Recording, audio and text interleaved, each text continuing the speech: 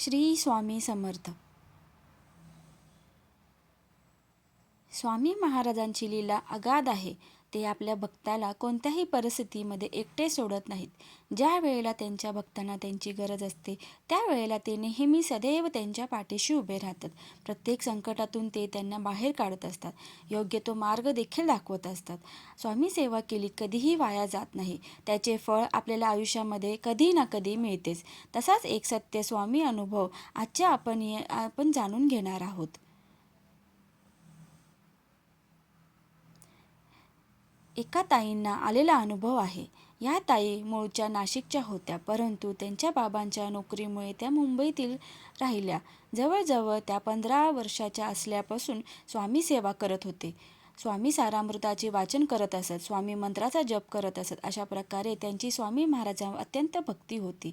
त्यांचे वडील हे मुंबईमध्ये मंत्रालयामध्ये नोकरीसाठी लागले होते. त्यांचे वडील एकटेच मुंबईमध्ये राहत होते आणि त्या ताई व त्यांची मोठी बहीण ह्या नाशिकमध्ये राहत होत्या. नाशिकमध्ये त्यांची 15 एकर शेतजमीन होती.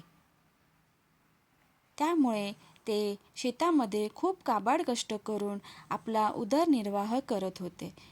त्यांची आई खूप कष्टाळू होती आणि त्यांच्या पाठोपाठ त्यांची बहीण व त्या देखील शेतात सर्व कामे शिकल्या होत्या व शेतातच सर्व कामे करून ते आपला उदरनिर्वाह करत होते. त्यांच्या बाबांना मुंबईमध्ये नोकरी लागून 8 वर्षे झाल्यानंतर त्यांनी नाशिकवरून मुंबईला स्थलांतर केले. त्यांची परिस्थिती खूपच कष्टाची होती आणि गरीब देखील होती. त्यांना सतत असं वाटत होते की आपली परिस्थिती सुधारावी आणि त्यासाठीच ते स्वामी महाराजांकडे प्रार्थना देखील करत होते.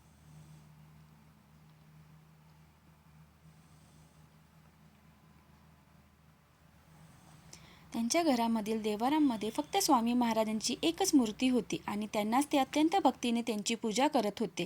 त्यांचे बाबा सोडले तर त्या तिन्हीही जणी स्वामी महाराजांच्या भक्त होत्या आणि त्यामुळे प्रत्येक महिन्यामध्ये एकदा तरी त्यांच्यापैकी एक जण त्यांचे गुरुचरित्र व सारामृताचे पारायण करत होत्या. एके दिवशी त्यांची शेतजमीन ही नाशिकच्या होणाऱ्या हायवेमध्ये जाणार होती हे कळताच त्यांना खूप आनंद झाला, कारण सरकारकडून त्यांना त्या जमिनीचा मोबदला मिळून त्यांची आर्थिक परिस्थिती सुधारेल असा त्यांचा समज झाला होता. परंतु त्यांच्या चुलत्याने त्या जमिनीचा 7/12 बळकावून घेतला होता. त्यामुळे त्यांना त्यांचे पैसे मिळाले नाहीत व कोर्टामध्ये केस सुरू झाली. घरामध्ये त्यांचे बाबा एकटेच कमवते असल्यामुळे खूप हालाकीचे दिवस निर्माण झाले. कोर्टामध्ये केस चालू होती. त्या वकिलांना पैसे देण्यासाठी बाबांनी कर्ज काढले. त्या कर्जात काढलेल्या टायमामध्ये त्यांची आई अचानकपणे आजारी पडली आणि त्यांना आजारपणासाठी 2 लाख रुपये कर्ज झाले. त्यांच्या बाबांनी आणि थोडे कर्ज काढून वकिलांना पैसे दिले.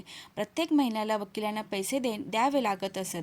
कोर्टामध्ये देखील जावे लागत होते. याच कालावधीमध्ये त्यांच्या मोठ्या बहिणीला खूप चांगले स्थळ आले. हे स्थळ हातातून जाऊ नये यासाठी त्यांनी बहिणीचं लग्न करण्याचा विचार केला व त्यांच्या बाबांनी आणखीन कर्ज काढून त्यांच्या बहिणीचे लग्न करून दिले. अशा या 6 महिन्याच्या कालावधीमध्ये जवळजवळ 32 लाख रुपयांचे कर्ज त्यांना झाले होते. अशा वेळी त्यांच्या बाबांना काय करावे हे सुचत नव्हते. त्यांच्या बाबांच्या मनात सतत आत्महत्येचा विचार येत होता.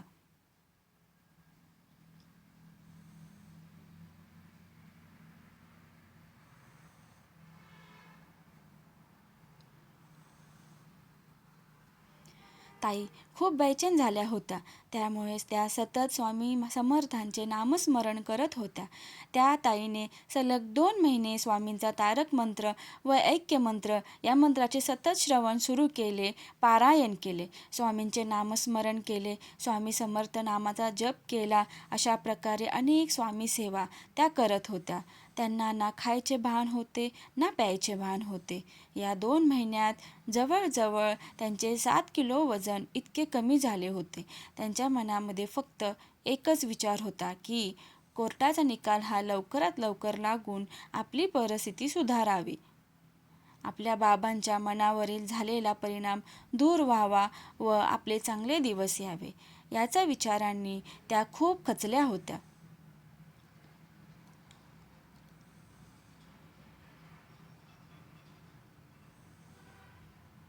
एके दिवशी गुरुवारच्या दिवशी त्यांना वकिलांचा फोन आला.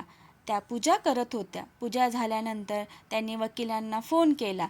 त्यावेळेवर वकिलांनी त्यांना सांगितले की कोर्टाचा निकाल लागला आहे आणि तो तुमच्या बाजूने लागला आहे.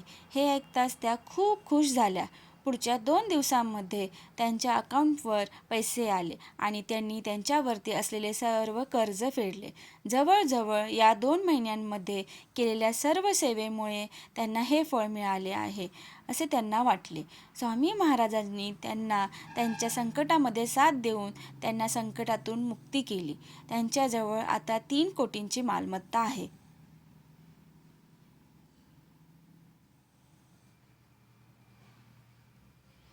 अशा प्रकारे त्यांच्या जीवनामध्ये हा एक स्वामी अनुभव आलेला आहे. श्री स्वामी समर्थ, श्री स्वामी समर्थ, श्री स्वामी समर्थ.